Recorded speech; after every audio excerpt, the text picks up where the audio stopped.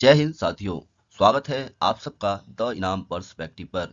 साथियों, आज हम फिर से आ गए हैं ज्योग्राफी चैप्टर के दूसरे वीडियो के साथ, जिसमें आपको मिलेंगे PYQ based exam oriented questions जो थोड़े नए अंदाज में रीफ्रेम किए गए हैं। साथियों, आपको याद होगा पिछले वीडियो में हमने ज्योग्राफी NCERT क्लास 6 to 8 के बेसिक कॉन्सेप्ट को MCQ मैराथन के थ्रू कवर किया था। साथियों, आज उसी फाउंडेशन पर हम PYQ प्रैक्टिस कर रहे हैं ताकि आप समझ सके कि वही कॉन्सेप्ट्स एग्जाम में कैसे पूछे जाते हैं। और हाँ, अगर आप में से कोई पहली बार हमारे चैनल या वीडियो को देख रहे हैं तो आपसे रिक्वेस्ट है कि हमारे वीडियो को लाइक करें, साथ में चैनल को सब्सक्राइब करें और बेल आइकन को दबाना ना भूलें ताकि हमारी आने वाली हर नई वीडियो सबसे पहले आप तक पहुंच सके। अगर आप इस वीडियो को ध्यान से पूरा देखते हैं और साथ साथ सोचते हैं तो ज्योग्राफी सेक्शन में एग्जाम के टाइम आपको कोई कन्फ्यूजन नहीं होगा। इसीलिए वीडियो को एंड तक देखिए और चलिए शुरू करते हैं आज का पहला प्रश्न से। आइए साथियों, अब हम सीधे पहले प्रश्न की ओर बढ़ते हैं। प्रश्न है, मिट्टी अपरदन रोकने के उपायों से संबंधित सही कथन है। स्टेटमेंट को अब हम समझते हैं। ए, मल्चिंग मिट्टी की नमी बनाए रखती है।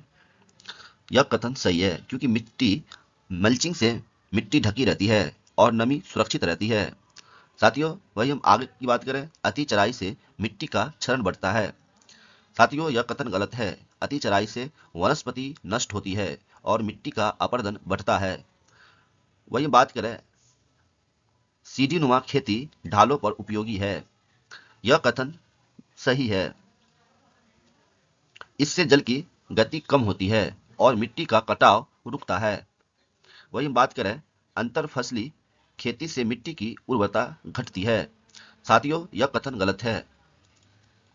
अंतर फसली खेती से मिट्टी की उर्वरता बढ़ती है, न कि घटती है। अतः सही उत्तर है ए और सी, ऑप्शन ए। आइए साथियों, अब हम मल्चिंग और सीढ़ी नुमा खेती को एक तस्वीर के माध्यम से समझते हैं। साथियों, अब ध्यान से इस चित्र को देखिए।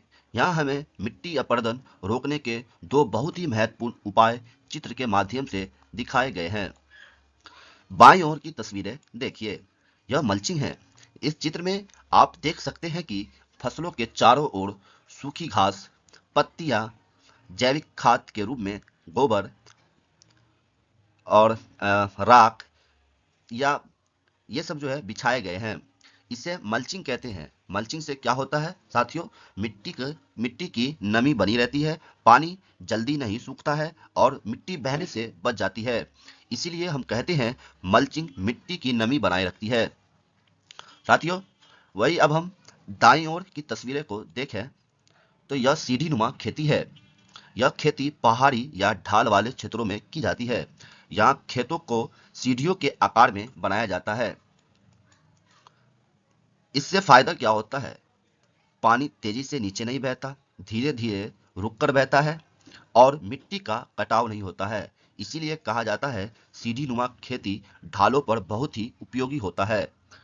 साथियों, इन दोनों चित्रों से हमें साफ समझ आता है कि मल्चिंग और सीढ़ी नुमा खेती दोनों ही मिट्टी अपरदन रोकने के प्रभावी उपाय है। चलिए अब अगले प्रश्नों की ओर बढ़ते हैं। साथियों, अब इस प्रश्न को ध्यान से देखिए। प्रश्न है कि उष्णकटिबंधीय वर्षा वनों के संबंध में सही कथन है। साथियों, यहाँ पे आपसे ट्रॉपिकल रेन फॉरेस्ट के बारे में पूछ रहा है। कथन है वर्षा, यहाँ वर्ष भर भारी वर्षा होती है। साथियों, यह कथन बिल्कुल सही दिया गया है।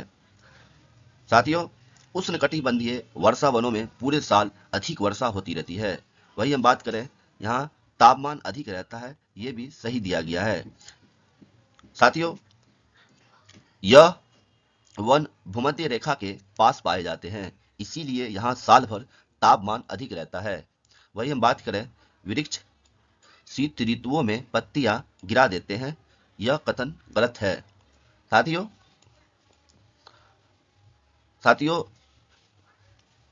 पहली बात, यहाँ पे ऐसे रीजन में सदाबहार वन पाए जाते हैं जहाँ पेड़ साल भर हरे भरे रहते हैं और पत्तियां नहीं गिराते।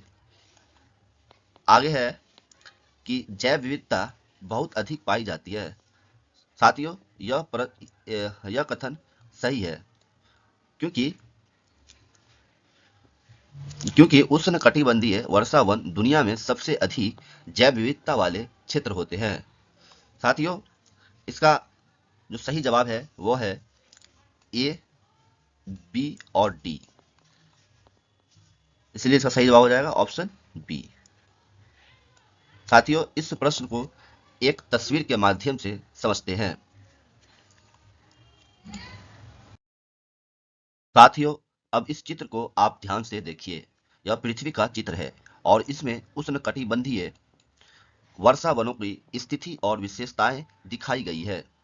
साथियों सबसे पहले पृथ्वी के बीच वाले भाग को आप देखिए। जैसा कि यहां से आपको एक रेखा गुजरी है जिसका नाम है इक्वेटर, 0 डिग्री इक्वेटर, विषुवत रेखा। इसके ऊपर 23.5 डिग्री ऊपर नॉर्थ और 23.5 डिग्री साउथ, ये वाले जो क्षेत्र होते हैं, रीजन होते हैं साथियों, इसी रीजन क्षेत्र को या इस रीजन में आपको उष्णकटिबंधीय वर्षा वन देखने को मिलते हैं या पाए जाते हैं। साथियों यह जो आप देख रहे हैं यह भाग भूमध्य रेखा के आसपास का क्षेत्र है। यहीं पर उष्णकटिबंधीय वर्षा वन पाए जाते हैं, जैसे अमेजन बेसिन, कांगो बेसिन, दक्षिण पूर्वी एशिया। साथियों अब बाईं ओर ऊपर बनी तस्वीरों को देखिए। यहाँ बादल और भारी वर्षा दिखाई गई है। इसका मतलब है कि यहाँ वर्ष भर भारी वर्षा होती है, इसीलिए इन वनों को वर्षा वन कहा जाता है। साथियों अब वही नीचे वाले को देखें तो इसका अर्थ है कि यहाँ तापमान पूरे साल अधिक रहता है। ये जो थर्मामीटर दिख रहा है इसका मतलब है कि अधिक तापमान दिख रहा है, क्योंकि यह क्षेत्र भूमध्य रेखा के पास होता है। साथियों अब हरे भरे जंगल और जीव जंतुओं को और ध्यान दीजिए। इसमें घने वन, तरह तरह के पेड़, जानवर और पक्षी दिख रहे होंगे। साथियों इसका मतलब है कि यहाँ जैव विविधता बहुत अधिक पाई जाती है। साथियों एक बात आप ध्यान से समझिए कि उष्णकटिबंधीय वर्षा वनों में पेड़ पत्तियां नहीं गिरते हैं, क्योंकि यहाँ न तो सर्दी पड़ती है और न ही सूखा मौसम होता है, इसीलिए यह वन सदाबहार वन कहलाते हैं। आइए हम अगले प्रश्न को समझते हैं। साथियों अगर आपको यह वीडियो अच्छा लग रहा हो तो लाइक जरूर कीजिएगा। साथ में वीडियो उपयोगी लगी तो इसे अपने दोस्तों के साथ शेयर करना न भूलें और ऐसे ही कॉन्सेप्ट बेस्ड क्लासेज के लिए चैनल को सब्सक्राइब कर लीजिए। तो साथियों प्रश्न है, अब देखते हैं प्रश्न को। पृथ्वी के घूर्णन के बारे में सही कथन है पृथ्वी अपने अक्ष पर घूमती है। साथियों यह कथन बिल्कुल सही दिया गया है, क्योंकि पृथ्वी अपने एक काल्पनिक अक्ष के चारों ओर घूमती है। इसी क्रिया को घूर्णन कहते हैं। अगले की बात करें, इससे दिन और रात होते हैं। साथियों यह भी कथन बिल्कुल सही दिया गया है। उदाहरण से समझते हैं, जैसे इधर सूरज है साथियों, सूरज है और ये पृथ्वी है। तो सूरज की किरण जो भाग पे पड़ेगा या दिखाई देगा वो भाग आपको दिन का अनुभव कराएगा, और जो भाग पे सूरज की किरण नहीं पड़ेगा वो भाग आपको रात का अनुभव करवाएगी। इसीलिए यह ऑप्शन आपके सही है कि इससे दिन और रात होते हैं। बिल्कुल। अब आगे देखते हैं कि घूर्णन की अवधि 365 दिन होती है। यह कथन आपके गलत दिए गए हैं, क्योंकि 365 दिन पृथ्वी की परिक्रमण अवधि होती है। जबकि घूर्णन की अवधि 24 घंटे की होती है। साथियों, जब हम सूर्य की परिक्रमा, जब मेरा अर्थ सूर्य की परिक्रमा करते हैं तो वो 365 दिन में करती है। हालांकि अपने अक्ष पे जो घूर्णन होती है वो महज 24 घंटे में एक एक घूर्णन पूरा कर लेती है। इसीलिए यहाँ ऑप्शन गलत है। घूर्णन की अवधि 24 घंटे की होती है। और आगे है ऑप्शन नंबर डी, पृथ्वी का अक्ष काल्पनिक रेखा है। साथियों, यह कथन सही दिया गया है। पृथ्वी का अक्ष कोई वास्तविक रेखा नहीं है, बल्कि एक काल्पनिक रेखा है। इसीलिए जो हमारा आंसर होगा वो है option number B. Option number B यानी ए, बी और डी हमारा सही जवाब है। आइए अब अगले प्रश्न की ओर बढ़ते हैं। साथियों, एसर्शन और रीजन के क्वेश्चन आपको एग्जाम में देखने को मिलेंगे। एसर्शन है, जलोढ़ मिट्टी कृषि के लिए अत्यंत उपयोगी मानी जाती है। साथियों, यह बिल्कुल सही कह रहे हैं, क्योंकि जलोढ़ मिट्टी बहुत उपजाऊ होती है और इसमें फसल उत्पादन अच्छा होता है। वही हम रीजन की बात करें साथियों, तो इसमें पोषक तत्वों की पर्याप्त मात्रा होती है। बिल्कुल, क्योंकि जलोढ़ मिट्टी में नाइट्रोजन, पोटास जैसे पोषक तत्व पाए जाते हैं। साथियों, सबसे महत्वपूर्ण बात यह समझना है कि यहाँ पे रीजन और एसर्शन का सही कारण बता रहा है, क्योंकि जलोढ़ मिट्टी कृषि के लिए उपयोगी इसीलिए होती है क्योंकि उसमें पोषक तत्वों की मात्रा अधिक होता है। साथियों, इसका जो सही जवाब है वो है, इसका एसर्शन भी सही है, रीजन भी सही है और रीजन एसर्शन का सही कारण भी है। इसीलिए इसका सही जवाब होगा ऑप्शन नंबर ए। ए सही है, आर सही है और आर ए का सही कारण है। साथियों, एसर्शन एंड रीजन में हमेशा ये देखिए कि रीजन क्यों का जवाब दे रहा है या नहीं। चलिए अब अगला प्रश्न को देखते हैं। साथियों, अब इस प्रश्न को समझते हैं। प्रश्न में दो कथन दिए गए हैं, ए और बी। कथन ए है कि लाल मिट्टी में लोह तत्व की मात्रा अधिक होते हैं। साथियों, यह कथन बिल्कुल आपके सही दिए गए हैं, क्योंकि लाल मिट्टी का रंग लाल लौह ऑक्साइड, आयरन ऑक्साइड की अधिक मात्रा के कारण होता है। वही हम बात करें कथन बी का, तो लाल मिट्टी अत्यधिक उपजाऊ मिट्टी मानी जाती है। साथियों, यह कथन यहाँ गलत दिया गया है, क्योंकि लाल मिट्टी में नाइट्रोजन, फास्फोरस और ह्यूमस की कमी होती है, इसीलिए यह अत्यधिक उपजाऊ नहीं मानी जाती है। साथियों, यहाँ जब ऑप्शन देखेंगे, ऑप्शन में दिया हुआ है केवल ए सही, केवल बी सही, केवल ए और बी दोनों सही, न तो ए न तो बी। साथियों, इसका सही जवाब हमें मुझे मिल गया है, वो है ऑप्शन नंबर ए, सिर्फ केवल ए सही। आइए हम अगले प्रश्नों को देखते हैं। साथियों, अब हम यह प्रश्न को देखते हैं। प्रश्न है, आग्नेय सेलों के संदर्भ में सही कथन है। इसके कथन, चार कथन दिए गए हैं। उसमें पहला है, इनका निर्माण मैग्मा से होता है। यह कथन बिल्कुल सही दिया गया है। साथियों, आग्नेय सेलों का निर्माण मैग्मा या लावा के ठंडा होकर ठोस बनने से होता है। जैसा कि आप पहले तस्वीर में देख सकते हैं, ज्वालामुखी से निकला मैग्मा को। वही बात करें कथन बी का, तो ये सबसे प्राचीन सेलों मानी जाती है। साथियों, यह कथन भी आपके सही दिए गए हैं, क्योंकि सबसे पहले पृथ्वी ठंडी हुई और सबसे पहले आग्नेय सेलों का निर्माण हुआ। वही हम बात करें आगे की, इनका निर्माण जल द्वारा निक्षेप से होता है। साथियों, यह कथन यहाँ पे गलत दिया गया है, क्योंकि जल द्वारा निक्षेप से अवसादी सेडिमेंट्री सेल का निर्माण होता है, न कि इग्नियस रॉक आग्नेय सेलों की। इसीलिए यहाँ पे यह ऑप्शन गलत हो जाएगा। वही हम बात करें आगे का, वो है बेसाल्ट एक आग्नेय सेल है। साथियों, यह कथन बिल्कुल सही दिया गया है, क्योंकि जैसा कि आप यहाँ देख सकते हैं कि जो लावा के ठंडा होने से बनती है, मतलब मैग्मा लावा के ठंडा होने के बाद जो चट्टान बनती है वही हमारा कहलाता है बेसाल्ट चट्टान। इसीलिए साथियों, इसका सही जवाब हो जाएगा ए, बी और डी। ऑप्शन में देखेंगे, ये ऑप्शन नंबर बी में है। राइट आंसर होगा ऑप्शन नंबर बी, ए, बी और डी। साथियों अब हम बढ़ते हैं अगले प्रश्नों की ओर। साथियों यह क्वेश्चन आपके PYQ है। साथियों अब हम समझते हैं यह क्वेश्चन के बारे में। क्वेश्चन है अमेजन बेसिन के बारे में सही कथन है। साथियों यहाँ पे आपसे अमेजन बेसिन के बारे में पूछ रहे हैं। कथन में है यहाँ वर्ष भर उच्च तापमान रहता है।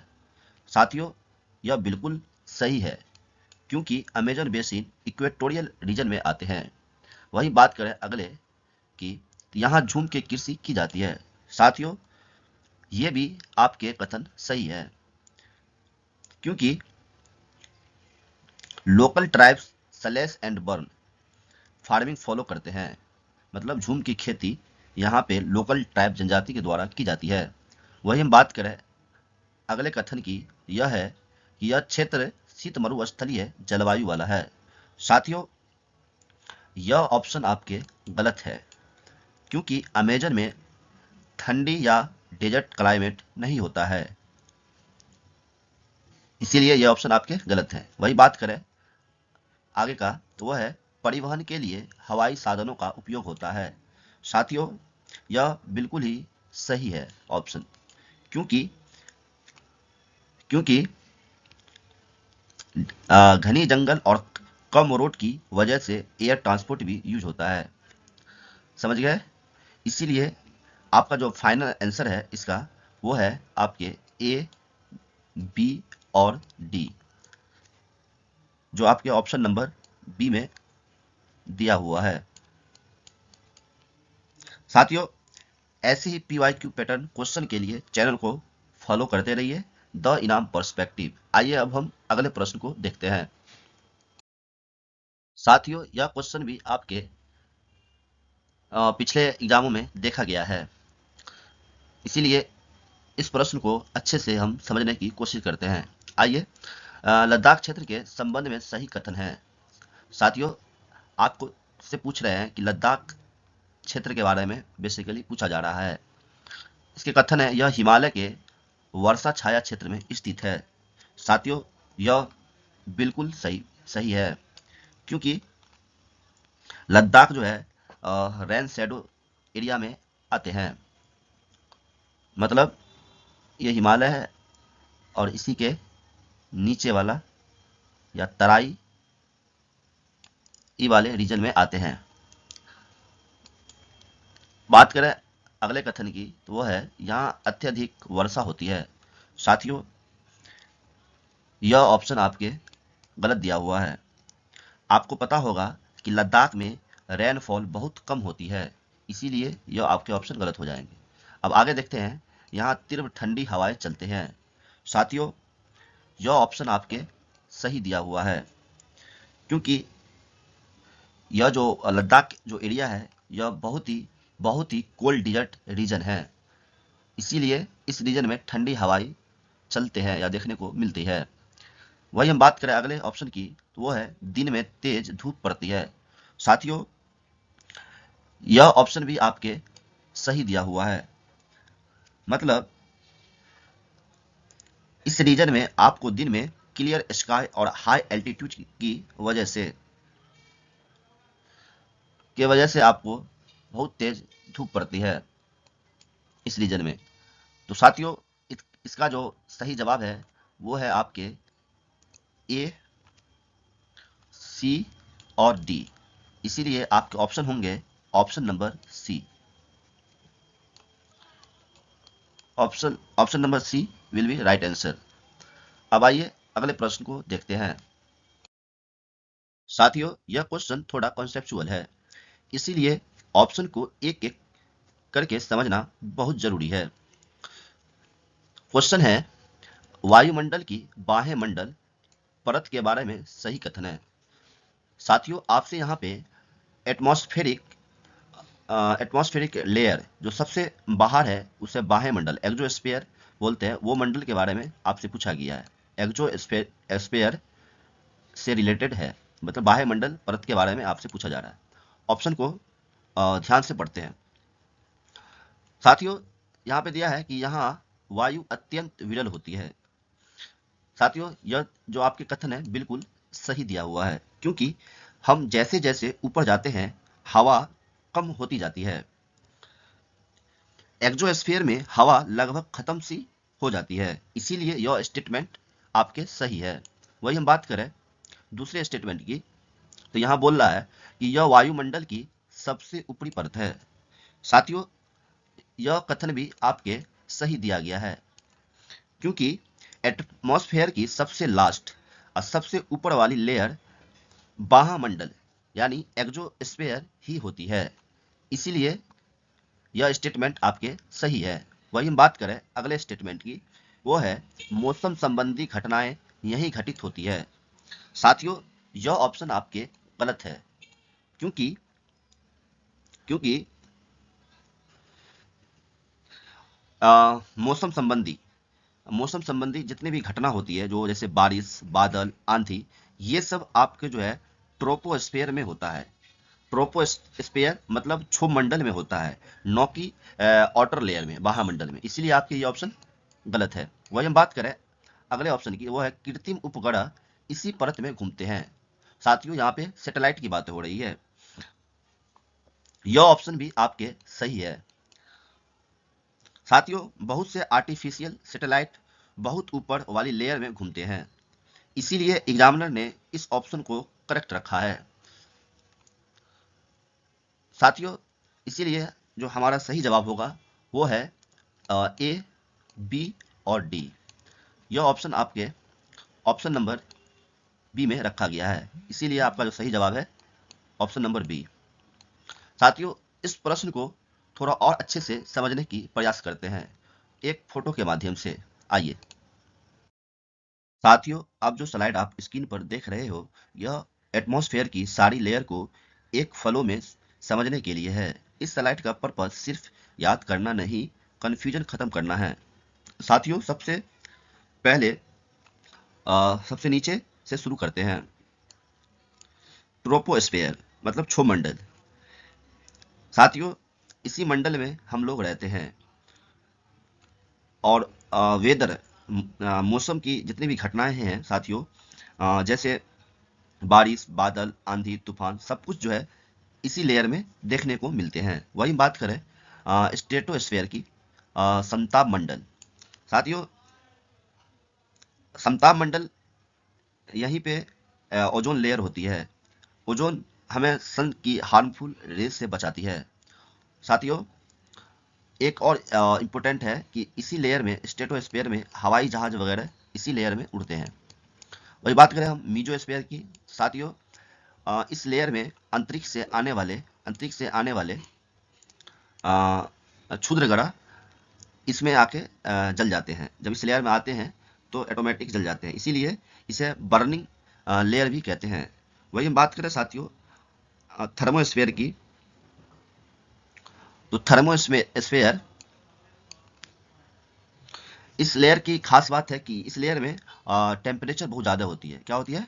टेम्परेचर बहुत ज़्यादा होती है, लेकिन ये महसूस नहीं होती है। ज़्यादा होती है लेकिन महसूस नहीं होती। इसका वजह है क्योंकि इस लेयर में हवा बहुत कम है। वही बात करें एक्सोस्फीयर बाह्य मंडल की, तो साथियों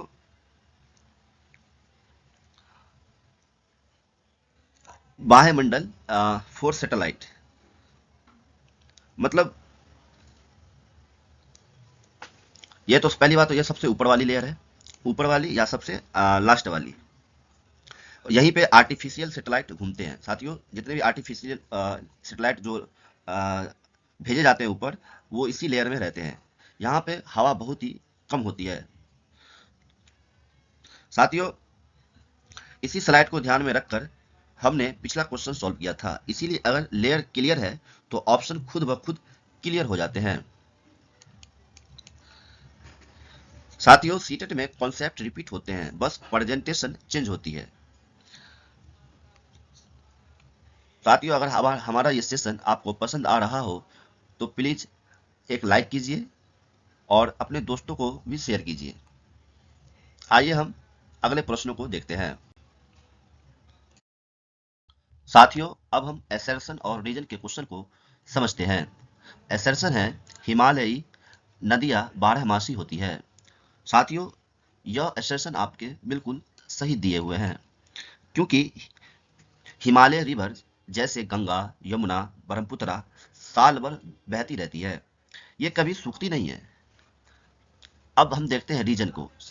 साथियों, एसर्शन को पढ़ने के बाद आप हमेशा बिकॉज लगाइए बीच में, बिकॉज क्योंकि इन्हें हिमनद और वर्षा दोनों से जल प्राप्त होता है। साथियों, यह भी बिल्कुल सही बात है,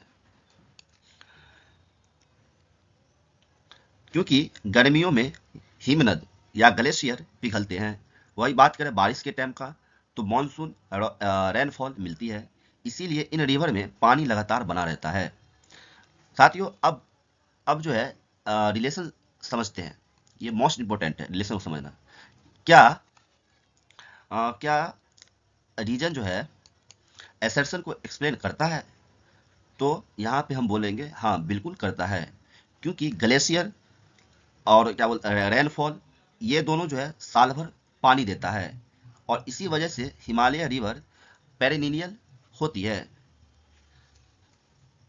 तो साथियों, इसका जो सही जवाब है वो आपके होंगे ऑप्शन नंबर ए, मतलब ए सही और आर सही है, और आर ए का सही कारण भी है।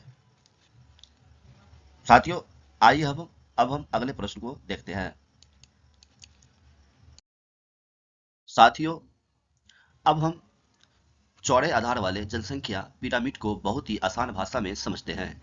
इस तरह का प्रश्न सीटेट परीक्षा में बार बार पूछा जाता है। सबसे पहले अवधारणा को समझते हैं। साथियों, चौड़ा आधार वाला जनसंख्या पिरामिड वह होता है जिसका जिसका निचला भाग बहुत चौड़ा होता है। साथियों, जिसका निचला भाग क्या होता है ना, बहुत चौड़ा होता है। इसका अर्थ है कि जन्म दर अधिक है तथा बच्चों और युवाओं की संख्या ज्यादा होती है। यह प्रायः विकासशील देशों में पाया जाता है। साथियों, अब हम आते हैं कथन पे। कथन है जन्म दर अधिक होता है। साथियों, यह कथन आपके बिल्कुल सही दिया गया है, क्योंकि निचला भाग चौड़ा होने का सीधा अर्थ है कि बच्चों का जन्म अधिक हो रहा है, इसीलिए जन्म दर अधिक होती है। वही हम बात करें कथन बी को देखें तो है युवा जनसंख्या का अनुपात अधिक होता है। साथियों, यह भी ऑप्शन आपके सही दिया गया है। साथियों, चौड़ा आधार बताता है कि बच्चों के बाद युवा वर्ग की संख्या भी अधिक होती है। वही हम बात करें अगले की, वह है कि वृद्ध जनसंख्या अधिक होती है। साथियों, यह ऑप्शन आपके गलत दिया गया है, क्योंकि यदि वृद्ध ओल्ड जनसंख्या अधिक होती है तो पिरामिड का ऊपरी भाग जो है वो चौड़ा होता है। मतलब ये भाग जो है आपको जो जो कोणीय दिखाया गया है, अगर यह वृद्ध पॉपुलेशन ज़्यादा होती तो यह भी आपको जैसे आधार है चौड़ा, वैसे ऊपर भी आपके चौड़े होते।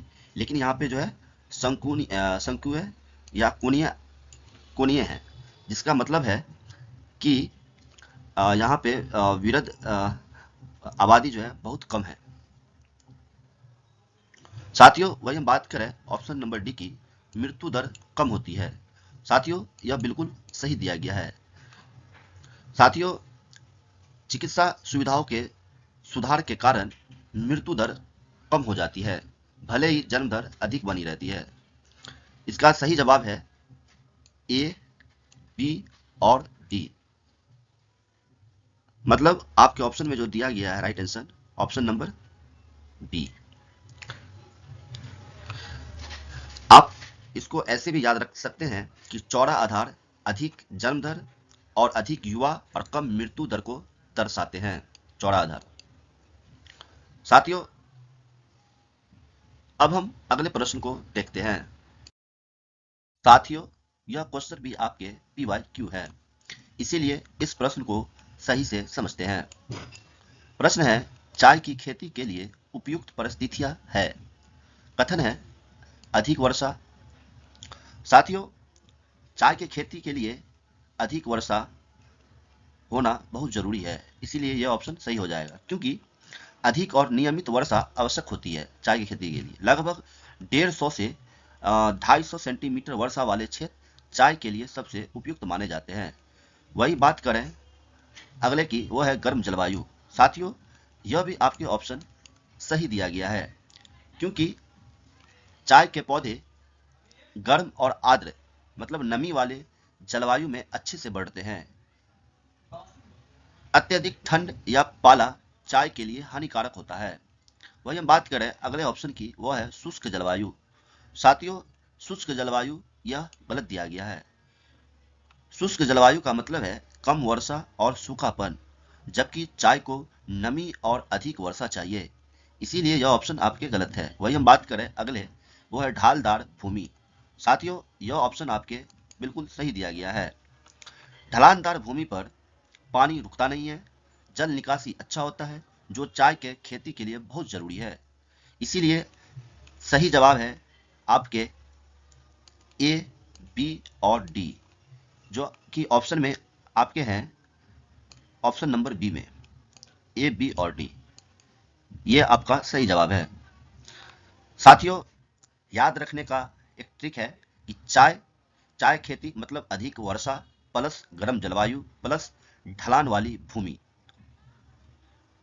अगर परीक्षा में चाय की खेती आए तो दिमाग में बस ये 3 शब्द रखिए, गर्मी, बारिश और ढलान। उत्तर अपने आप निकल आएगा।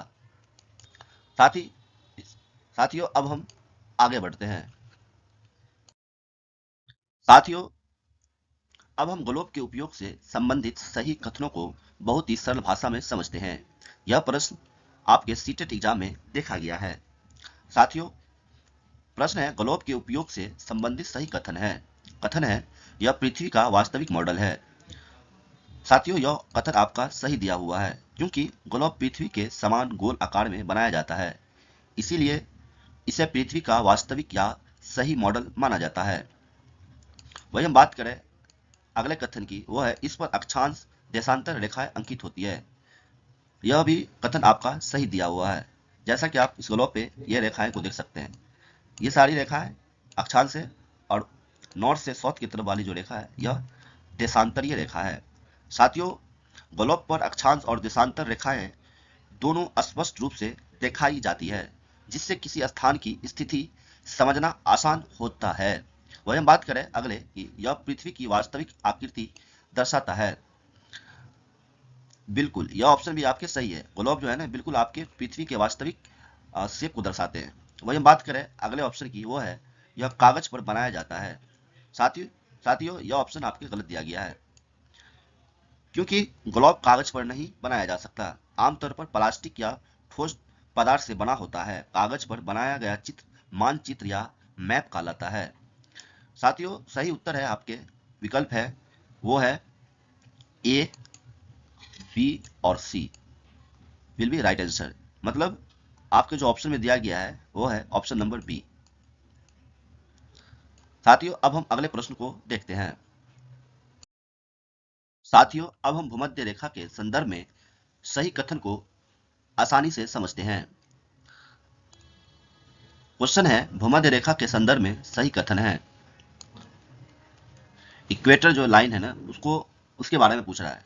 कथन है यह पृथ्वी के सबसे लंबी अक्षांश रेखा है। साथियों, यह कथन आपका बिल्कुल सही है। वही हम बात करें, क्योंकि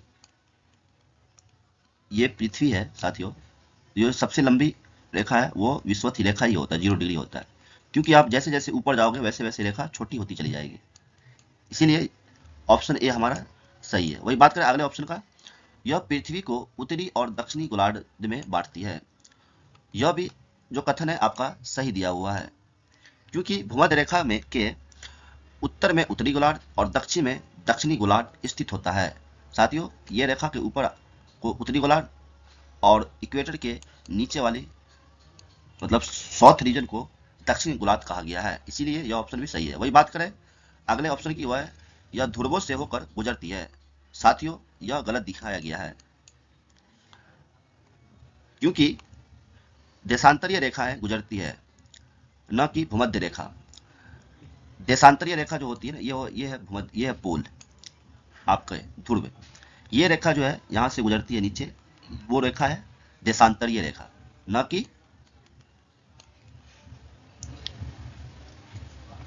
न कि लैटिट्यूड अक्षांश रेखा। इसीलिए आपका ये ऑप्शन गलत है। वही हम बात करें अगले स्टेटमेंट की, तो वह है इसकी दूरी 0 डिग्री मानी जाती है। साथियों, यह सही कथन है, क्योंकि भूमध्य रेखा को 0 डिग्री अक्षांश 0 डिग्री अक्षांश लैटिट्यूड माना जाता है। इसी से उत्तर और दक्षिण की दूरी मापी जाती है। अतः आपकी जो सही जवाब है वो है ए, बी और डी, जो कि ऑप्शन में आपके बी में दिया गया है। साथियों, भूमध्य रेखा मतलब सबसे लंबी रेखा 0 डिग्री और उत्तर दक्षिण की सीमा होती है। साथियों, अब हम अगले प्रश्न को देखते हैं। साथियों, अब हम अक्षांश रेखाओं के संबंध में सही कथन को बिल्कुल सरल भाषा में समझते हैं। साथियों, क्वेश्चन है अक्षांश रेखाओं के संबंध में सही कथन है ये पूर्व पश्चिम दिशा में खींची जाती है। साथियों, यह ऑप्शन आपके बिल्कुल सही दिया गया है। आइए समझते हैं। साथियों, यह पृथ्वी है और पूरब से पश्चिम जो रेखा है ये वेस्ट और ईस्ट, ये नॉर्थ और ये साउथ। साथियों, पूर्व से पश्चिम दिशा में खींची जाती है अक्षांश रेखा है, बिल्कुल जैसा कि आप देख सकते हैं, इसीलिए सही है। आगे देखते हैं। ये एक दूसरे के समानांतर होती है। साथियों, बिल्कुल यह कथन भी आपके सही दिया गया है, क्योंकि सभी अक्षांश रेखाएं आपस में कभी नहीं मिलती है, इसीलिए यह समानांतर होती है, यह एक दूसरे का समानांतर होती है। ठीक है। अब वही बात करें अगले ऑप्शन की, इनकी लंबाई समान होती है। साथियों, यह कथन आपके गलत दिया गया है, क्योंकि केवल भूमध्य रेखा सबसे लंबी होती है। उसके अलावा जैसे जैसे ध्रुव की ओर जाते हैं अक्षांश रेखाएं की लंबाई कम हो जाती है। जैसे आप देख सकते हैं ये इक्वेटर है, अब जैसे जैसे ऊपर जाओगे, जैसे जैसे ऊपर जाएंगे वैसे वैसे आपकी ये जो रेखा है ना, अक्षांश रेखा है, वो कम होती चली जाती है। ठीक है। ऊपर जाइए या आप नीचे आए, साउथ की तरफ या नॉर्थ की तरफ, दोनों तरफ बढ़ने पे आप क्या है, अक्षांश रेखाएं कम होती चली जाती है। वही हम अगले कथन की बात करें, इनसे ताप कटिबंध निर्धारित होता है। साथियों, यह कथन बिल्कुल सही दिया गया है। अक्षांश रेखाओं के आधार पर ही उष्ण कटिबंध, समशीतोष्ण कटिबंध और शीत कटिबंध निर्धारित किए जाते हैं। साथियों, 0 डिग्री विषुवत रेखा होती है, उससे 23.5 डिग्री ऊपर, 23.5 डिग्री ऊपर और 23.5 डिग्री नीचे के बीच वाले को जो है ना उष्ण कटिबंध क्षेत्र कहा जाता है। वही हम 66.5 डिग्री से 66 डिग्री के बीच की रेखा को जो है साथियों समशीतोष्ण कटिबंध कहा गया है, और 66 डिग्री से लेके और 90 डिग्री के क्षेत्र रीजन को जो है शीत कटिबंध कहा गया है। इसीलिए अब हम जो मेरा सही जवाब है वो है ऑप्शन नंबर ए, बी और डी। साथियों, इसका जो ऑप्शन है सही जवाब option number B, option number B.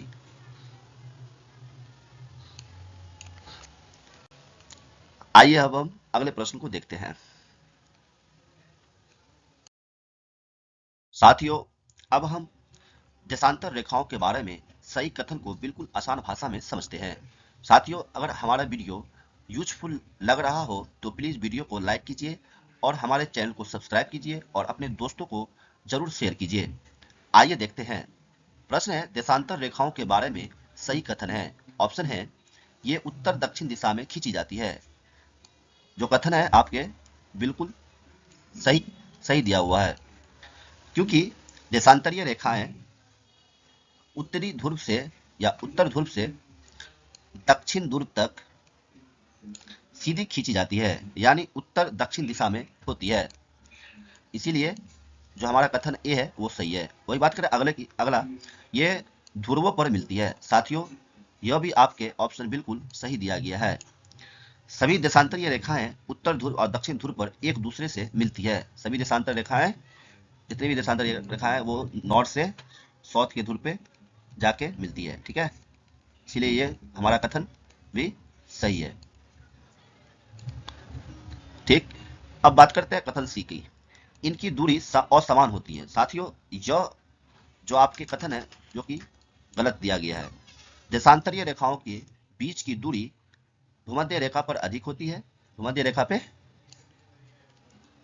पे अधिक होती है और ध्रुवों की ओर जाते जाते कम होती जाती है। लेकिन सीटेट के अनुसार इसे समान दूरी वाली रेखाएं माना जाता है। ऐसा जो है सीटेट इसको आंसर माना था, ठीक है, समान दूरी वाले रेखा माना जाता है, ठीक है ना।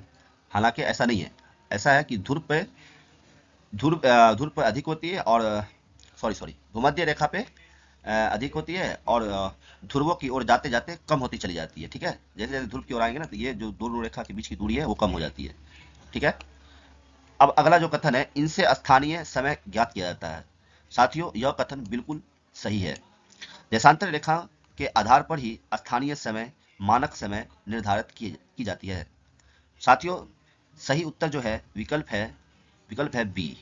ए, बी और डी, मतलब ये वाला और बी और डी, ये तीनों जो है देशांतरी रेखाओं के बारे में सही दिया गया है। साथियों, याद रखने का जो ट्रिक है वो है देशांतर मतलब उत्तर से दक्षिण प्लस ध्रुव प्लस समय, ठीक है। साथियों, अगर परीक्षा में अक्षांश और देशांतर में भ्रम हो जाए तो बस इतना याद रखिए कि अक्षांश से तापमान और देशांतर से समय। आइए हम अब अगले प्रश्नों को देखते हैं। साथियों, अब हम आज के सेशन का आखिरी सवाल देख रहे हैं जो असर्शन रीजन पर आधारित है। सीटेट में बार बार पूछे जाने वाला ये पैटर्न है।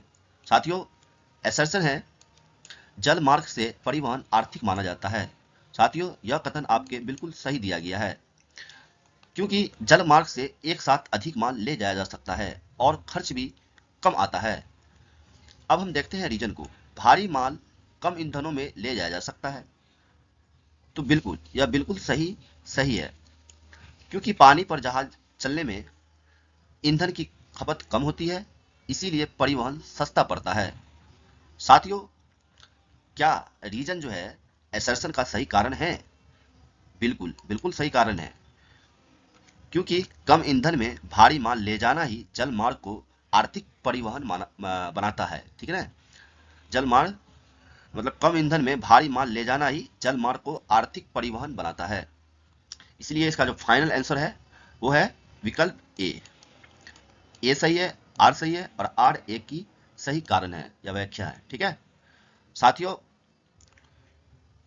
इसी के साथ आज के इस पाठ का समापन होता है। बचे हुए सवालों और अगले टॉपिक को हम अगले पार्ट में डिटेल के साथ कवर करेंगे।